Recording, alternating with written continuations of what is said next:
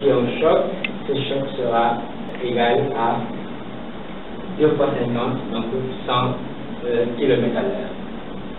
Ok? Alors, la pneumatique également est un élément très important.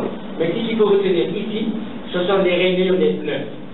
Les rainures des pneus ont une profondeur d'1 mm. Le rôle, c'est d'évacuer l'eau du fluide sur la chaussée quand il pleut. À 90 à l'heure, des pneus corrects avec des rainures correctes arrivent à évacuer 5 litres d'eau par seconde. Imaginez maintenant ces pneus qui sont usés, cette eau qui est évacuée va s'installer entre les pneus et la chaussée. De sorte que si vous freinez, c'est sur de l'eau que vous allez freiner. Et ceci va augmenter votre distance de freinage. Donc, faites attention aux pneus usés. Et ne vous amusez pas à vous arrêter juste chez les petits vendeurs ici à côté pour équiper votre véhicule de pneus. Cherchez de bons pneus neufs avec des rainures correctes. Ok. L'environnement également, c'est la même chose. L'environnement, et c'est même pas la peine de dire aux gens, faites attention. Nous avons les infrastructures routières. Et vous voyez, une route bien faite est porteuse d'accidents. Les gens réclament des fois de bonnes routes parfois, mais en général, ces bonnes routes donnent lieu à une accélération inconsciente. Parce que tout simplement, vous croyez être dans une situation qui vous permet de rouler comme vous le voulez. Par contre, ce qu'il faut comprendre, c'est qu'une route doit être visible. Mais il y a deux notions de visibilité. Il y a la visibilité construite, celle de l'aménageur, qui interprète sa route, son travail, celui qui l'a conçu, et il dit voilà comment je voudrais qu'on l'utilise. Il va mettre maintenant de la signalisation routière pour la position sur la chaussée, etc. Mais il y a la visibilité perçue, celle de l'usager, qui interprète ce qu'il voit comme il le sent. Et c'est ce qui est dangereux, c'est ce qui crée souvent le déséquilibre sur la route. Okay? Donc il faut lire la route en fonction des recommandations du constructeur. Ok? Alors maintenant il y a les facteurs liés à l'environnement qui sont tributaires, il y a ok, voilà, c'est bien. Les conditions météorologiques et autoperturbations, pluie, poussière, brouillard. Ça, c'est des éléments qu'il faut gérer impérativement. L'alerte et les soins, si vous avez constaté au Sénégal depuis un certain temps, à cause des sensibilisations, etc., et d'ailleurs, de là, je remercie énormément tous ceux qui s'activent autour de la sécurité routière, les accidents ont connu une baisse. Mais malheureusement, les victimes ont augmenté parce que ce cinquième facteur de risque qui est l'alerte et les soins arrive en général très en retard, n'est-ce pas, dans les lieux d'accident. D'accord? Donc, maintenant, pour avoir une conduite sûre, le cabinet recommande à tout usager de tout faire pour disposer d'une analyse rapide pour avoir une bonne observation. Et de cette bonne observation, résultera une bonne analyse. Parce que analyse rapide ne veut pas dire bonne analyse. Et c'est la bonne observation qui donne la bonne analyse. Et de la bonne analyse, on peut espérer prendre une bonne décision et conduire en sécurité. Donc voilà, dans ce premier temps, ce qu'on a voulu, justement, l'accident est bien évitable. Tout à l'heure, le vase de risque était rempli, mais cette fois-ci, c'est vide et c'est ce que nous recherchons. Nous voulons qu'au Sénégal, que le vase de risque soit vide, parce que c'est possible. Ou alors, ou en tout cas, même s'il n'est pas vide possible, qu'on n'ait pas de s'amuser à le remplir à tort par des prises de risque qui peuvent plus tard nous poser des problèmes. Donc voilà, en gros, ce qu'on a voulu présenter tout à l'heure, les intervenants ont parlé de la sociologie et de la technique de communication. Tout à l'heure, le mécanicien va nous parler au niveau du véhicule en termes de sécurité active et sécurité passive, parce que le véhicule est entre ces deux sécurités. La sécurité active, ce sont tous les éléments qui sont mis en jeu dans la conception du véhicule pour éviter l'accident. La sécurité passive, ce sont tous les éléments qui sont mis en jeu dans la conception du véhicule pour réduire les conséquences d'un accident lorsqu'on n'a pas pu l'éviter. Et tout ça, c'est des éléments que nous sommes disposés à fournir aux usagers et toutefois nous démarrons la formation et pour les éviter d'avoir des complications plus tard. D'accord? C'est bon? Oui, merci. Ok. Michael, comment tu vas? De fiches pour une démarche pédagogique. Un ensemble de fiches qui traite de la maintenance et de la réparation automobile, de la manière la plus concrète et la plus possible. L'objectif est d'apporter une aide efficace au sein d'une démarche professionnelle méthodique. À qui les fiches s'adressent-elles? C'est un ouvrage qui s'adresse particulièrement aux futurs professionnels en formation, que ce soit par la voie de la formation initiale, ceux qui sont donc pour les examens du CAP, du BP, du bac professionnel, BDS, etc., en lycée professionnel, pour technique et partiel, des stages de l'apprentissage en alternance. Nous y trouverons les moyens de travailler de manière autonome, le formateur étant ainsi disponible pour l'organisation générale du travail, la démonstration des aides professionnelles et l'évaluation des travaux. Au-delà, il y a une autre aussi possibilité.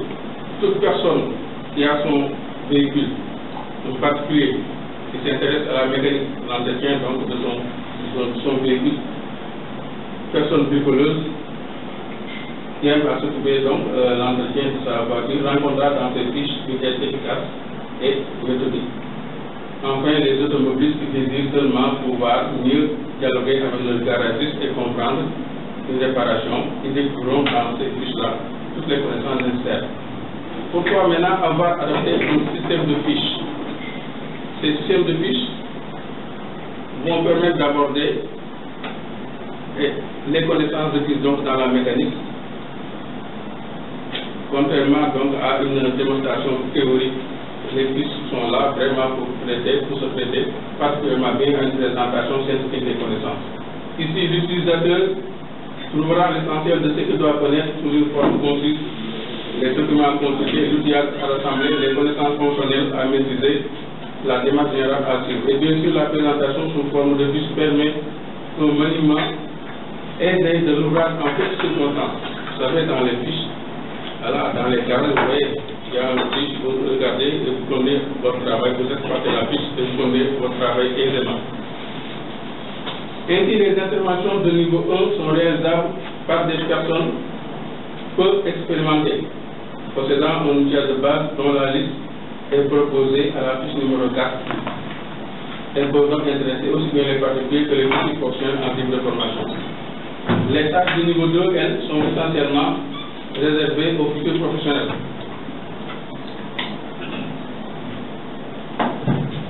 Elle nécessite la mise en œuvre d'un usage spécialisé dans des locaux adaptés. En complément à ce fichier, il est utile de mettre au point des fiches réponses diagnostiques établies de telle sorte qu'il soit possible de noter les valeurs de l'éclairage préconisées par le constructeur, les valeurs relevées sur le véhicule. Chaque véhicule dispose donc d'une documentation technique. Un bon réparateur, il va dialoguer avec la documentation technique à bord du véhicule.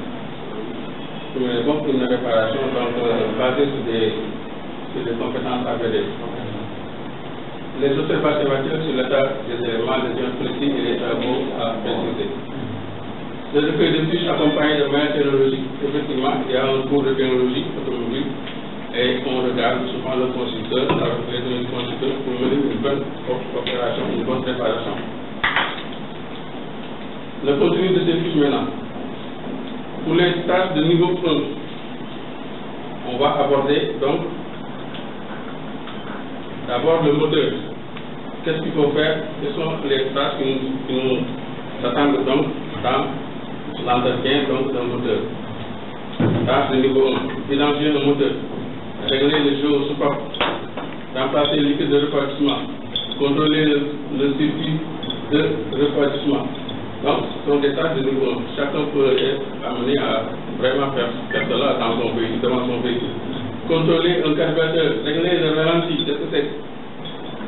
À l'allumage, est-ce que l'allumage, il faut régler les bougies, caler l'allumeur, un moteur diesel, qu'est-ce qu'il faut tâche, donc le modèle, quand vous voulez déranger, remplacer le filtre, donc pour ça, tout le monde doit être amené à pouvoir le faire. Ce sont des tâches de niveau 1. La transmission, contrôler, régler la garde d'embrayage, tester une garde d'embrayage, tester une transmission.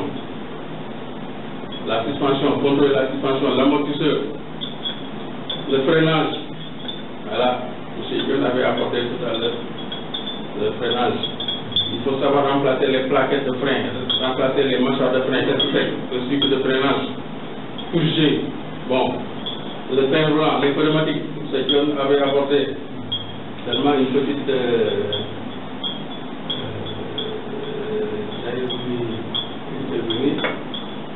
l'énergie en cas de freinage, E égale 1 demi de MV2. L'énergie donc, un véhicule en mouvement, il y a une énergie, M c'est la masse du véhicule et V la vitesse au carré.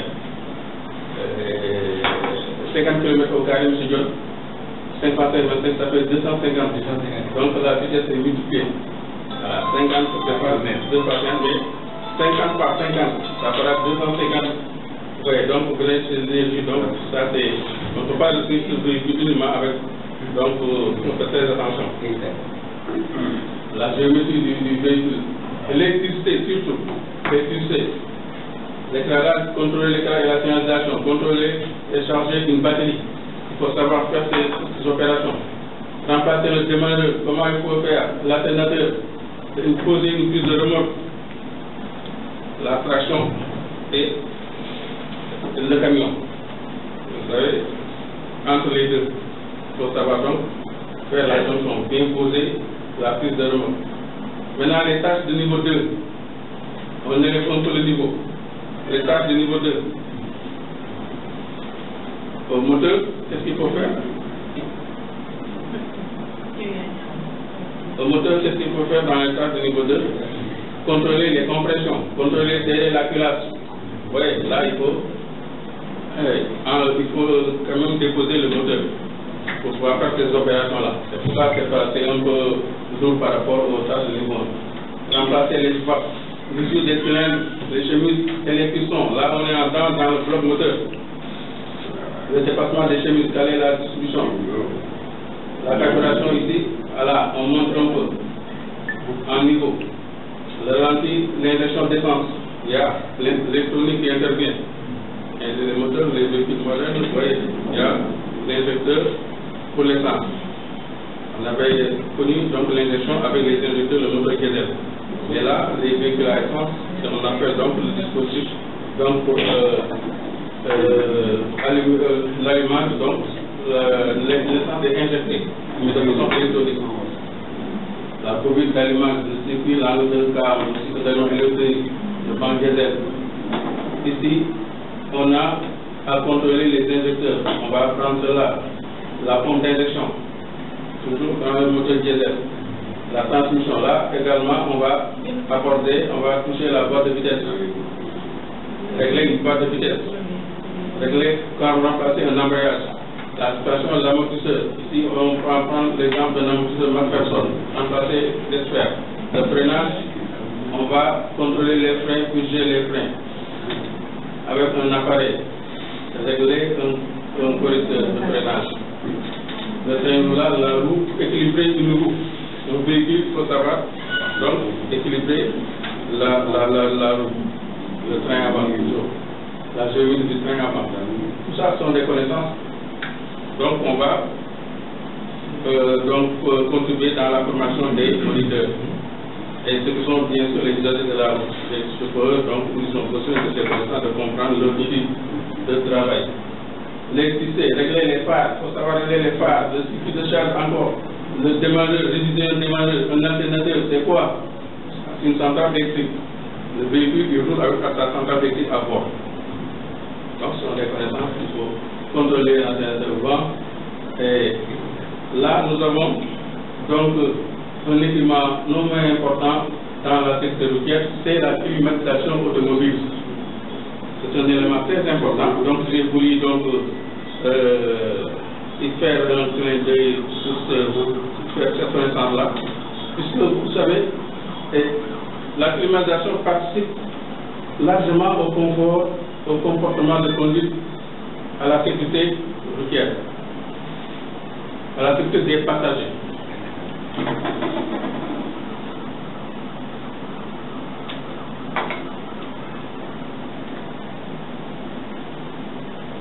À la sécurité donc des passagers.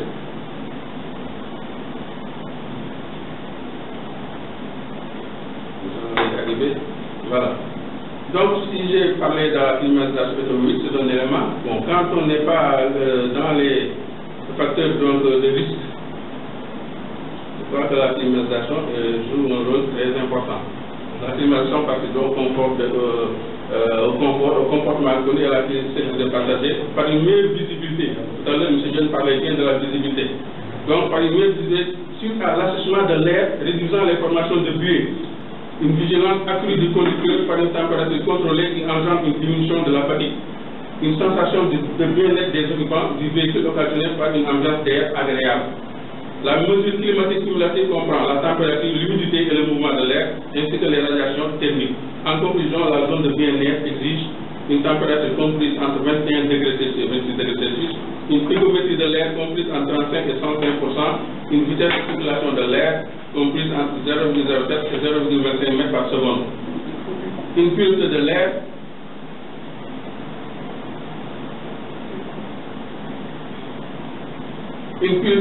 par un renouvellement de celui de l'habitacle avec l'air filtré de l'extérieur. Dans un véhicule automobile, vous savez, avec donc le ventilo qui aspire le radiateur, vous voyez, c'est cet air-là qui entre dans l'habitacle.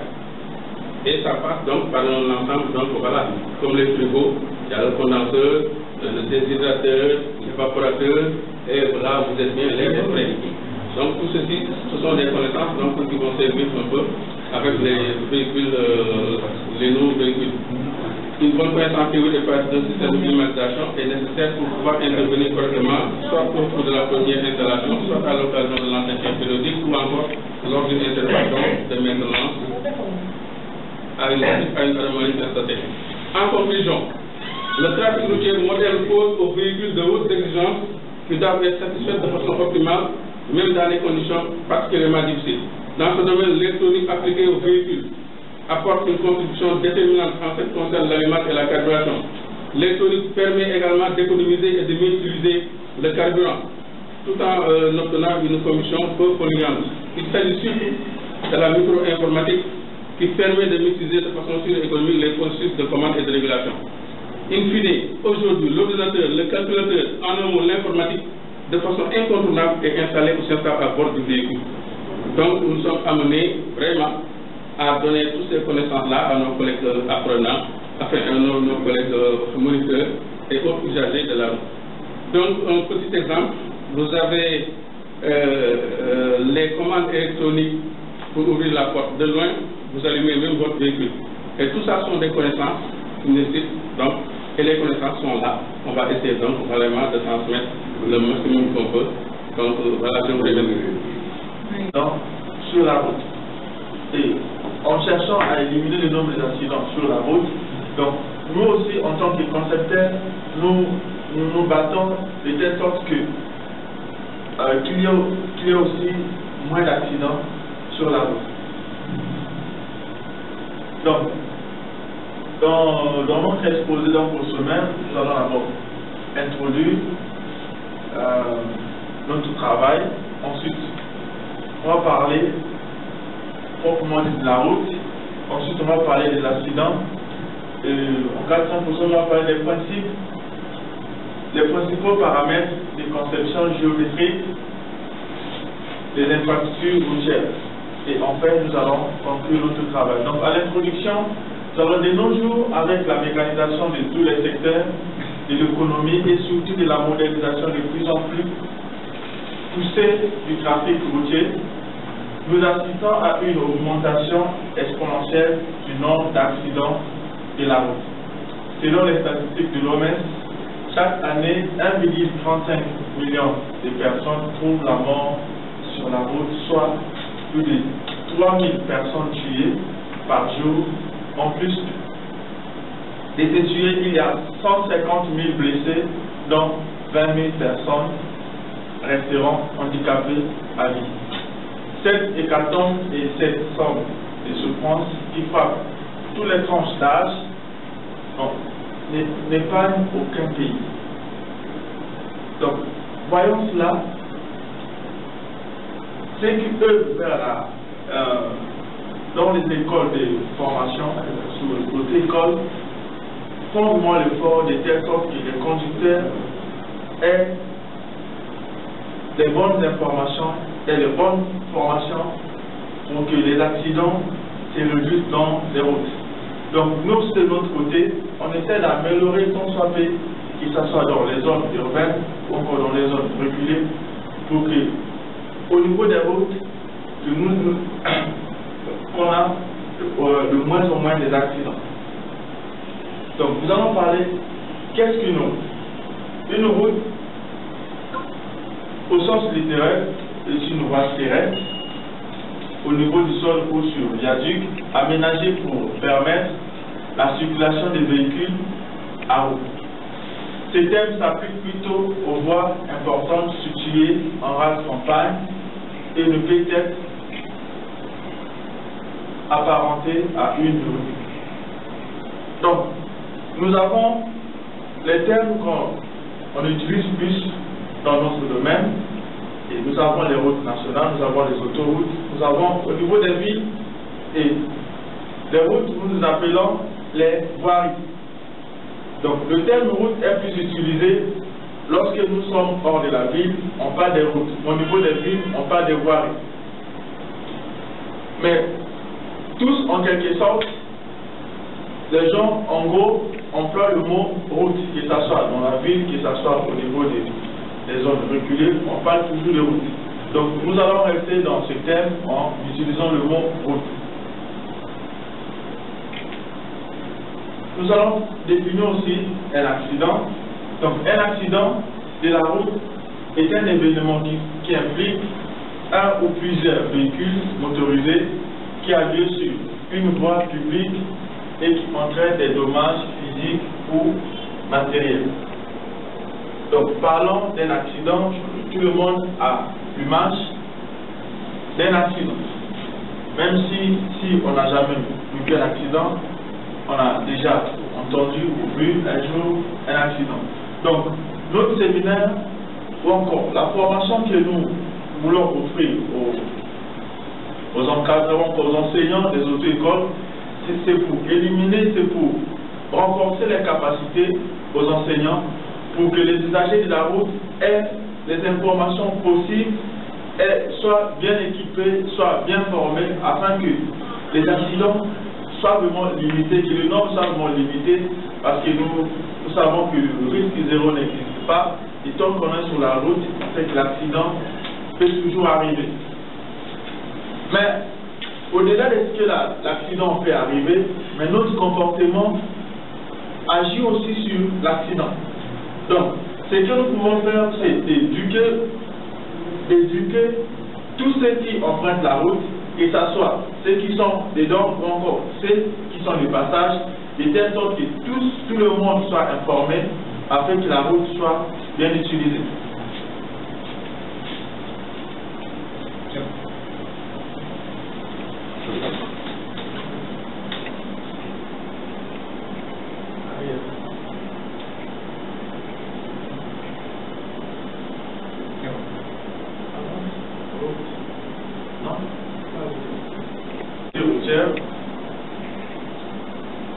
Au ISF, distingue trois types d'accidents de la route.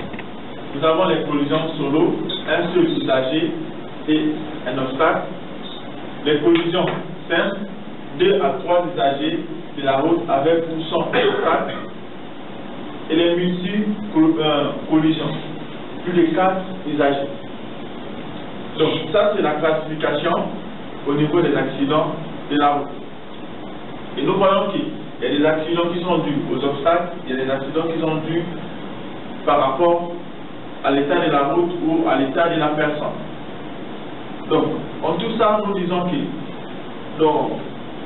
dans un accident, les parts sont souvent réparties. Donc, il y a des parts qui concernent l'état de la route, il y a des parts qui concernent l'état de la personne, et d'autres parts sont induites à l'état de la voiture. Donc, dans les principaux paramètres de conception géométrique des routes, des infrastructures routières, donc l'infrastructure routière constitue l'élément central de tout système de transport routier. Elle peut être définie comme les équipements, services et aménagements de base nécessaires au fonctionnement du transport sur les autoroutes, sur les routes et dans les rues. Donc, type de revêtement. Nous avons des chaussées qui sont en béton bitumé, 2 à 10 cm d'épaisseur, enduit superficiel d'usure, enrobé, coulé à froid, béton et ciment avec traitement, asphalte, pavage et dallage. Donc nous avons plusieurs types de chaussées, mais les chaussées le plus utilisées au niveau des routes, et nous utilisons plus le béton bitumé. Le béton bitumé, c'est le chaussée où le contact du pneu avec la chaussée rend la vitesse de la véhicule encore plus forte. Donc c'est le mode de chaussée le plus utilisé, mais dans les ruelles ou encore dans les aménagements du territoire au niveau des quartiers, nous utilisons plus des pavages ou dallages. Ou dans d'autres endroits, il y a même le béton de ciment avec traitement. Donc, nous allons parler de terminologie. Terminologie. Donc, dans une route, nous avons d'abord la partie inférieure. Donc, la route commence d'abord en bas et ça commence à remonter. Donc, nous avons la partie supérieure des terrassements. Donc, lorsqu'on fait les terrassements, soit après les études géotechniques, la route, on connaît les caractéristiques du sol au niveau de chaque point. Donc, après le tracé ou le passage des topographes, il y a des géotechniciens qui doivent passer pour faire les études du sol. Parce qu'on ne veut pas que pendant que le véhicule est en train de rouler, qu'il y ait des éboulements. Donc, nous renforçons les différentes couches. Après le terrassement, il y a des couches qui sont ajoutées. Nous avons la couche de forme, couche de fondation, base, liaison et la couche de roulement. Donc, ça c'est une plateforme de la route. Plateforme de la route. Donc, les accidents de la circulation ne sont pas répartis uniformément sur l'ensemble du réseau routier. Ils se produisent par grappe au même endroit sur certains tronçons de route ou un peu partout, notamment dans les quartiers socialement défavorisés. Donc ça c'est les endroits où on constate plus ces accidents. Souvent dans une route, on va recevoir plus d'informations. Tel jour il y a eu un accident dans tel endroit et nous en tant qu'Africains on va dire que cet endroit est mystique ou encore l'endroit est bizarre. Peut-être c'est pas ça. Donc on peut voir que peut-être dans l'endroit, il y a, quand les usagers arrivent, avec certaines vitesses, la visibilité n'est pas trop claire. Et c'est ce qui fait qu'à chaque fois, ou encore, pendant les périodes, que les accidents se répètent dans cet endroit. Ou encore dans les quartiers défavorisés. Nous voyons par exemple au niveau des quartiers ou encore dans la ville, les quartiers qui sont défavorisés, il y a beaucoup de gens, les gens se circulent, il n'y a pas vraiment le respect de la circulation. Mais les quartiers qui sont vraiment bien entourés, encore les quartiers où l'État a vraiment mis l'accent sur la sécurité, nous constatons qu'il y a même des routes qui sont barrées où il y a des circulations à sens unique ou encore les routes qui sont bien entretenues. Et pour éviter tout cela, technologiques défavorables, pluie, brouillard, etc., soit des configurations physiques particulières. Donc, on peut arriver dans des endroits où le cerveau humain capte plusieurs informations et tout ça peut emmener des accidents. Donc, lors de la construction, encore lors des conceptions des routes, nous jouons sur l'environnement routier aussi. Donc, au-delà de la conception, au-delà de la construction, l'environnement routier joue aussi sur l'impact des accidents. Donc, nous jouons plus aussi au niveau de l'environnement routier. Donc, les techniques de sécurité routière. Donc, les techniques de sécurité routière peuvent sensiblement aider à réduire la fréquence et la gravité des accidents. Mais elles peuvent aussi contribuer aux collisions.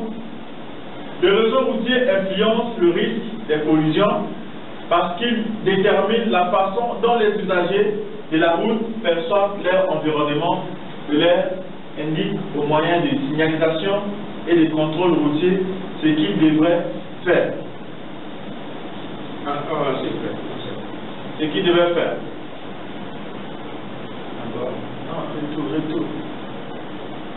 Retour.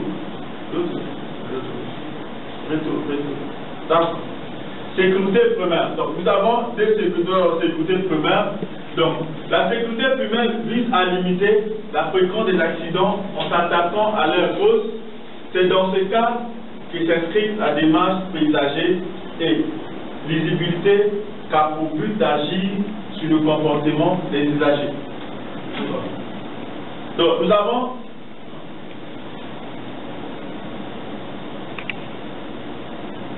secondaire vise à limiter la gravité de l'accident en s'attaquant aux conséquences de la perte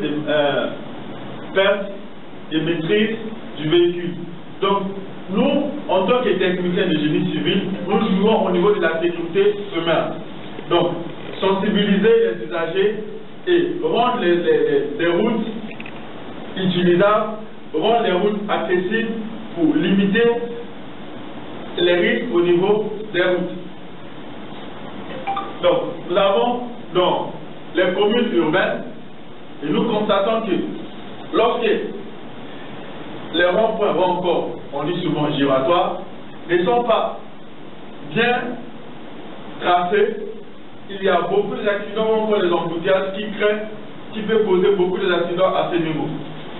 Donc, qu'est-ce qu'on a constaté? De nos jours, nous constatons qu'au niveau de plusieurs giratoires, il y a maintenant des changements. Donc, on essaie de créer des giratoires, essaie de créer plusieurs passages pour éviter que les véhicules se croisent au niveau des giratoires. Par exemple, lorsqu'on crée des échangeurs, un usager qui doit traverser, il n'a pas le contact avec celui qui doit passer soit de l'autre côté. L'autre traverse en haut et l'autre doit passer en bas. Et lorsqu'on crée plusieurs circuits au niveau des giratoires, et cela nous aide aussi à éliminer les accidents. Parce que lorsque nous sommes au niveau des giratoires, le conducteur, en avançant, il ne voit pas l'autre qui doit sortir dans l'autre sens. Surtout les giratoires à 3 sens. Et celui qui est dans le principal, il s'est dit, c'est lui qui a l'autorisation de rouler comme il veut. Donc l'autre doit se stopper. Ou encore, celui qui sort aussi, il peut être pressé ou encore pris par quelque chose et il met la vitesse et là, il y a les accidents. Mais si on arrive à éliminer que les deux ne peuvent pas se croiser, on va éliminer les accidents au niveau des giratoires. Donc, là, nous jouons plus sur des giratoires pour éviter beaucoup d'accidents, surtout dans le milieu urbain. Dans le milieu urbain, il faut beaucoup plus jouer sur ça, parce qu'au niveau des giratoires, quand les conducteurs, ils ont déjà l'information, à 50 mètres, à 100 mètres, je dois déjà diminuer la vitesse. Parce qu'au niveau du giratoire, il ne faut pas mettre la vitesse, il ne faut pas avancer comme je veux, parce que forcément, il y aura quelqu'un qui sera là-bas. Et l'autre aussi, c'est qu'il va croiser quelqu'un, et là, on diminue la vitesse, et on arrive à éviter aussi des collisions entre les véhicules. Donc ça se passe plus dans les zones urbaines, dans les milieux urbains.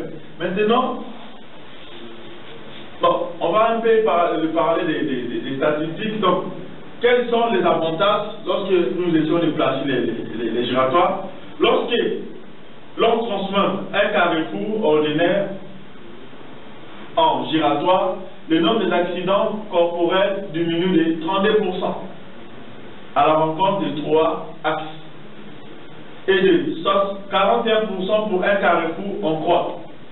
Si le carrefour transformé en giratoire était auparavant équipé du feu, des signalisations, les chiffres correspondent 100 respectivement de 11 à 17%.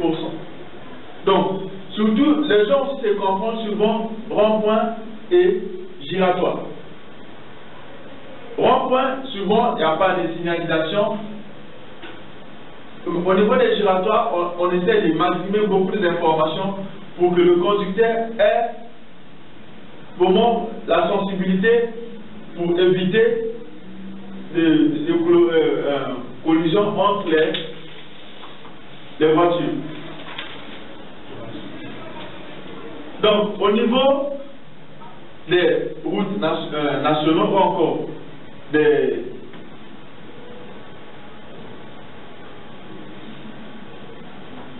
voies de circulation des marchandises ou encore des biens, on ne peut pas améliorer ces routes comme les voies qui se trouvent dans les villes. Donc là, on va maintenant jouer sur le paysage. Parce qu'un chauffeur qui roule, ses yeux, même s'il est sur le volant, il doit aussi regarder ce qui se passe ou encore ce qui se trouve à gauche ou à droite. Et donc, si ce qui se trouve à gauche ou à droite il intéresse plus que la route, encore plus que ce qu'il fait, il peut arriver que ses yeux restent braqués sur les choses qu'il voit ailleurs et il oublie que dans les routes, il oublie le volant, ou il oublie ce qu'il est en train de faire et l'accident peut arriver. Maintenant, qu'est-ce qu'il faut faire? Il faut maintenant jouer sur les petits virages. Donc, on évite de ce que la route soit carrément tracée encore une ligne droite. Donc, même si on a la possibilité de tracer la route, l'espace, on a vraiment l'espace pour tracer une ligne droite pour l'axe de la route. On est obligé de faire des petites courbes pour éviter que le chauffeur s'endorme sur le volant. Donc, qu'est-ce qu'on fait? Lorsqu'il y a des petites courbes, lui il est obligé à tout moment de bouger, à tout moment d'essayer un peu de regarder le devant, parce qu'il sait qu'à tout moment, il doit bouger, faire les manipulations. Faire les manipulations. D'accord. Donc, le paysage routier. Perçu depuis la route, le paysage routier est composé de la route, donc le ruban, de ses équipements, signalisation horizontale et verticale, glissière, etc.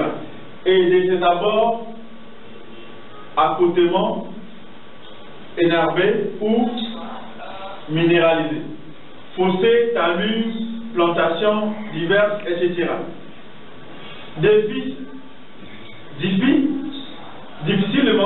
C'est difficilement dissociable de son environnement immédiat. Il est perceptible simultané avec une acuité plus ou moins importante, suivant le degré de vigilance. Donc, l'environnement dans le système routier indique aussi la vigilance aux conducteurs ou encore aux usagers. Donc, lorsque l'environnement produit de la sensation, et lorsque l'environnement ne donne pas ou ne produit pas de la sensation, tout cela joue dans le cerveau de celui qui est devant le volant. Donc, nous devons étudier le comportement des chauffeurs, étudier le comportement des usagers de la route, laisser faire au travers ces comportements. Donc, ces comportements nous donner quel type d'environnement, quel type de décoration, disons, peut nous placer au bord ou encore sur les routes. Donc, en conclusion, nous pouvons dire, dans les états généraux de la sécurité routière, il est question d'un mélange de mesures qui prend en compte des diversités des facteurs d'accident. Les trois composantes qui se trouvent en théorie à la base des accidents, donc nous avons humain, véhicule et environnement, ainsi que les combinaisons de ces facteurs demandent des réactions appropriées. Concrètement, cela a mené à accorder une attention particulière à la législation, la maintenance, la formation, la sensibilisation et l'infrastructure. Donc, nous sensibilisons tous ceux-là qui veulent encore renforcer leurs capacités, qui veulent encore augmenter leur niveau ou encore apprendre encore le plus, de faire appel à nous. Nous sommes disponibles parce que nous voulons que l'accident soit de plus en plus éliminé dans notre belle nation, le Sénégal. Et nous vous remercions déjà d'avance pour votre sensibilité et pour votre compréhension. Je vous remercie. Nous apprenons maintenant des enseignants de l'école, vous verrez les saveurs de votre fille, qui tentent d'être des moniteurs. Mais ceci, ce qui n'est pas normal. Et c'est pourquoi nous cherchons à innover, à professionnaliser ce corps. C'est pourquoi nous vous invitons à venir rejoindre ce cabinet pour avoir une bonne formation et ensuite être apte à pouvoir dérouler ce corps de cet enseignement de tout. C'est pourquoi ce lancement-là, nous ne cherchons pas à faire des cours, mais nous lançons ce débat, c'est-à-dire pas ce débat, mais nous lançons cette approche-là pour que vous compreniez que ce ne sera pas seulement des cours de sécurité routière, ou des cours seulement des mécaniques, ou des cours seulement des... Non, vous aurez des disciplines transversales. Et ces disciplines transversales feront de vous que vous soyez maintenant aptes à pouvoir être des enseignants de toute école. Voilà, c'est pourquoi vous voyez que chacun de nous est parti au tableau pour dérouler son programme, qui à partir du 5 août, que nous allons commencer à former maintenant des enseignants de cette école par des sessions de 15 jours. Donc nous vous invitons à vous inscrire. Moi je gère ce qu'on appelle la technique d'expression et de communication, et dans cette matière-là, qui est aussi une matière très importante dans votre métier, parce que qui dit communiquer, la communication est un concept qui sert à justifier, à convaincre, à nouer des relations, mais qui peut aussi déconstruire. Vous avez vu? Et tout cours, maintenant, quiconque fera un cours devra avoir une communication qui est très linéaire par rapport aux apprenants. Voilà, donc vous voyez, M. Mbaye va intervenir, faire tout de suite un résumé par rapport à son cours de sociologie, et ensuite les autres, je pense, qui sont passés. Nous ont fait de façon exhaustive des renseignements, mais sachez que vous aurez tous ces renseignements-là, tous ces cours-là, lors de vos formations. Donc ça, c'est un lancement, mais nous ne sommes pas là pour vous dérouler nos cours, mais uniquement pour vous imprégner, vous sensibiliser à ce que vous soyez, que vous sachiez que maintenant, que le corps des enseignants auto-école, que maintenant, c'est un corps qui sera professionnalisé. Voilà, je vous remercie. Et voilà. Bonsoir, chers tous. Tout d'abord, je commence par remercier l'équipe qui m'a accompagné et vous-même, des journalistes qui êtes venus pour nous accompagner et qui faites passer le message. Ce qu'il faut retenir et ce que nous voulons faire passer, c'est justement ce que mes collaborateurs ont déjà dit, à savoir professionnaliser le secteur, animé le partenariat triangulaire qui a été mis en place par l'État via la direction du transport routier, lequel partenariat part de la DTR, c'est-à-dire la direction des transports, aux mouvements associatifs et syndicaux et des auto-écoles. Donc nous voulons que ce link-là soit réel, parce que rien ne sert à donner un permis de conduire à quelqu'un que tu ne suis pas. Et c'est cela le rôle du moniteur. Le moniteur doit, après la formation, avoir accès sur ces gens-là qu'il a acquis à un permis de conduire. Et cela sont qui? Ce sont les éléments qui sont dans les mouvements syndicaux et les mouvements associatifs. Créer un relais. Si aujourd'hui on veut réduire de manière préventive, de manière claire les accidents, il faut que les associations participent au travail. Il faut que les syndicats acceptent de collaborer avec les auto-écoles et que ces auto-écoles également acceptent de fournir une très bonne formation.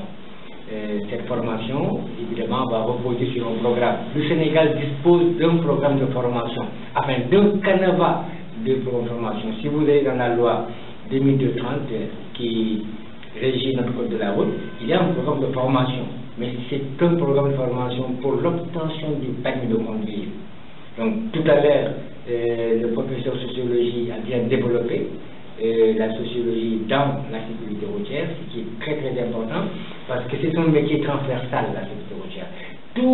Toutes les branches se retrouvent dans la sécurité routière. Comme ça a été défini, c'est l'ensemble des règles qui visent à protéger les usagers de la route. Alors, nous tendons la main maintenant à tous nos compatriotes afin qu'ils viennent, parce que cette sécurité routière, c'est l'affaire de tout le monde. Le cabinet d'assistance et de prévention en sécurité routière est là avec un programme taillé sur mesure qui part des réalités du Sénégal. Les concepts étrangers, nous les avons mis de côté et nous travaillons avec nos propres concepts pour répondre aux besoins, n'est-ce pas, des Sénégalais par rapport à ce fléau. Imaginez 600 morts par an, c'est pas 6 personnes.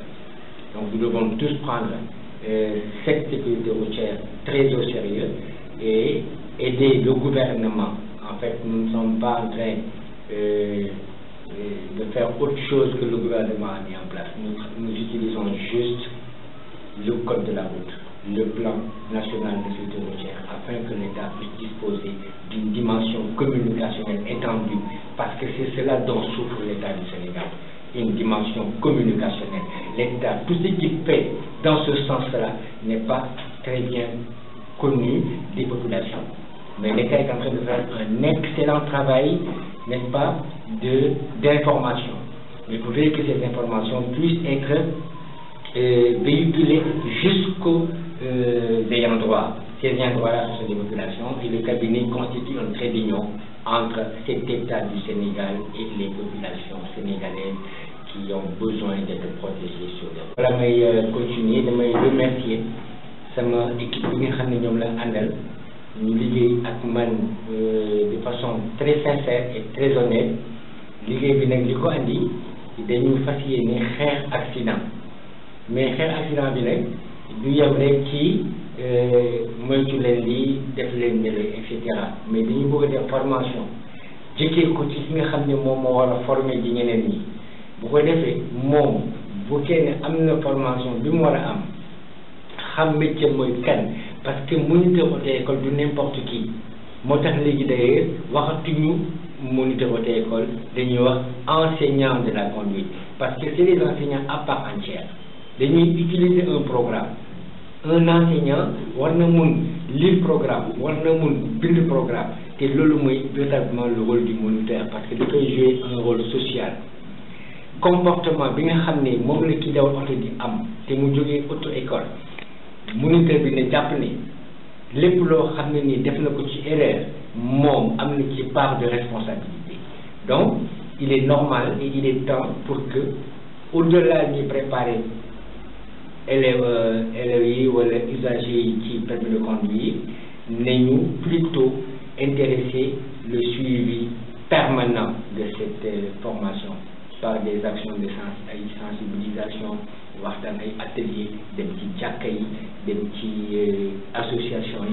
bu ñu xeex benn milieu social fu ñu koo xam ne ni am na mbooloo pare nañu pour dem waxtaan ak ñoom loolu la ñu waxal xamal leen lan mooy danger ci kaw tali bi la ci nekk parce que yenn yi ñàkk xam na ko waral doo xam danger doo xam facteur de risque doo xam facteur déclenchant doo xam facteur aggravant te loolu yëpp boo ko xamulee da ngay dem rek yaakaar ne sa xel doy na te comme ni ñu ko waxee kenn du dawal oto nañ ko xalaatee mais da nga koy dawal ni ko réglementation routière bi xalaatee parce que dañ ko tàggat teg ko nit ñi ci sukkandiku moo waral tey boo demee France am permis sénégalais mën nga fa dawal oto te da am problème parce que réalité yi foofa benn la ak fii fan yi nekk fii ñu nekk foofa boo demee États-Unis boo demee Gabon foo mun ci dem te ñu signé woon convention Genève d'abord 49 ensuite convention 68 ñoom ñoo bokk réalité réglementation routière